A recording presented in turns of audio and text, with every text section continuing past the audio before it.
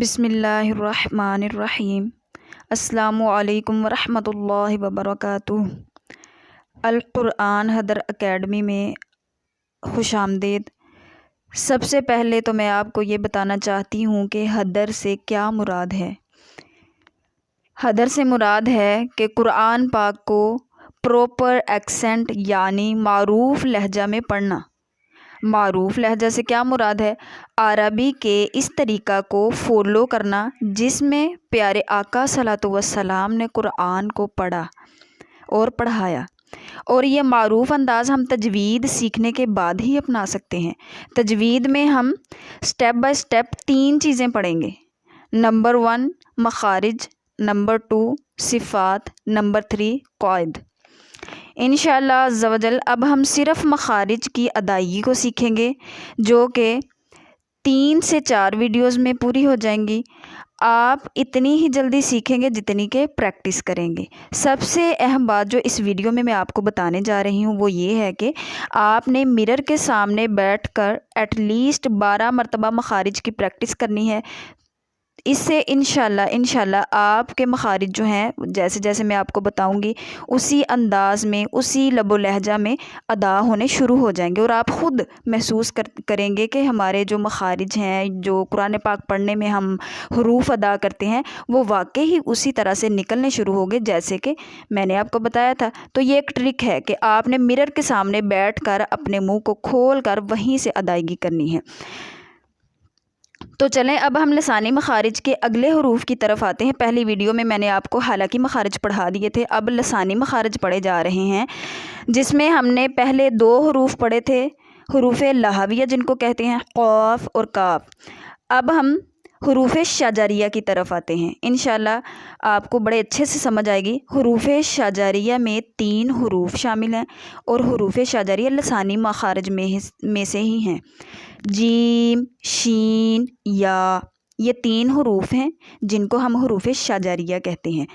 اور یہ ادا کہاں سے ہوتے ہیں؟ یہ تینوں حروف ایک ہی جگہ سے ادا ہوتے ہیں اور بڑی آسانی سے ادا ہو جاتے ہیں، زبان کے درمیان اور تالو کے درمیان سے ادا ہوتے ہیں۔ اب آپ لوگ نا اردو لب و لہجہ میں ذرا پڑھ کے دیکھیں کہ اردو لب و لہجہ میں کس طرح سے ہم جیم، شین اور یا کو ادا کرتے ہیں نارملی، ویسے ہی ہم نے عربی میں بھی جیم، شین اور یا کو زبان کے درمیان اور تالو کے درمیان سے ادا کرنا ہے، تو آپ کا جیم، شین اور یا درست انداز میں نکل آئے گا، معروف انداز میں۔ آگے ہے لسانی مخارج میں حرف حافیہ۔ کہا جاتا ہے کہ تمام مخارج میں یہ حرف ذرا مشکل ہے اور مشکل سے ادا ہوتا ہے، کیونکہ اس کو پر بھی کرنا ہے، اور اس کا مخارج جو ہے، اس کا مخرج جو ہے نا نکالنے کی جگہ وہ تھوڑی سی پیچیدہ ہے۔ تو دیکھتے ہیں کہ حرف حافیہ کیسے ادا ہوگا۔ زبان کی کروٹ اور اوپر کی داڑھوں کی جڑ سے ادا ہوتا ہے۔ اب زبان کی کروٹ یعنی کہ اطراف، سائیڈ جس کو ہم کہتے ہیں نا، زبان کی سائیڈ کو ہم اوپر کی داڑھوں کی جڑ کے ساتھ ٹچ کریں گے تو ضاد نکل آئے گا۔ لیکن اب بات تو ایک رہ گئی ہماری کہ ضاد کو پر کیسے کریں گے۔ تو پچھلی ویڈیو میں جیسے میں نے آپ کو بتایا تھا نا کہ غین کو کیسے پر کرنا ہے، خا کو کیسے پر کرنا ہے، بالکل ایسے ہی ہم نے ضاد کو پیچھے سے زبان کو تالو کی جانب اٹھائیں گے تو پر ہو جائے گا۔ حرف حافیہ میں ضاد، ضاد، دوبارہ سے میں پڑھوں گی، ذرا غور سے سنیے گا۔ ضاد یعنی کہ زبان کی سائیڈ اوپر کی داڑھوں کی جڑ سے لگ رہی ہے، اور پیچھے سے زبان چونکہ اٹھی ہوئی ہے، آواز بھی پر ہو گئی ہماری، تو ضاد جو ہے وہ آسانی سے ادا ہو گیا۔ تو اس کی آپ بار بار مشق کریے گا، انشاءاللہ نکل آئے گا۔ آگے ہے ہمارے پاس حروف طرف۔ حروف طرفیہ میں 3 حروف ہیں، لام، نون، را۔ سب سے پہلے لام کا مخرج دیکھیں گے کیا ہے۔ زبان کا کنارہ اور ضاحک سے ثنایا تک کے مسوڑوں سے ادا ہوتا ہے۔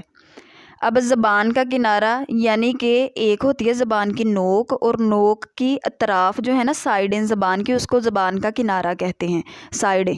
تو زبان کا کنارہ جب ضاحک اور ثنایا سے لگے گا تو کے مسوڑوں سے لگے گا تو لام ادا ہو جائے گا۔ اب یہاں پر سکرین پر آپ کو ایک ویڈیو نظر آ رہی ہوگی، اس میں آپ کو ضاحک اور ثنایا بھی نظر آ رہے ہیں۔ ثنایا سامنے کے 2 دانت، اور ضاحک جو ہے وہ نوک والے دانت ہوتے ہیں نا، ان کے ساتھ والی داڑیں جو ہوتی ہیں، یعنی کہ پہلی داڑیں بھی ان کو کہہ دیتے ہیں، ہنسنے والے بھی ان کو کہہ دیتے ہیں، اور ان دانتوں سے لے کر جو داڑیں ہیں ہماری پہلی، وہاں سے لے کر سامنے والے دانت جو ہیں ان کو ثنایا کہتے ہیں عربی میں۔ تو ان سے جب ہماری زبان کے کنارے لگیں گے، ٹچ ہوں گے، تو ہمارا لام ادا ہو جائے گا۔ اس کے بعد ہے نون۔ زبان کا کنارہ اور انیاب سے ثنایا تک کے دانتوں کی جڑوں سے ادا ہوتا ہے۔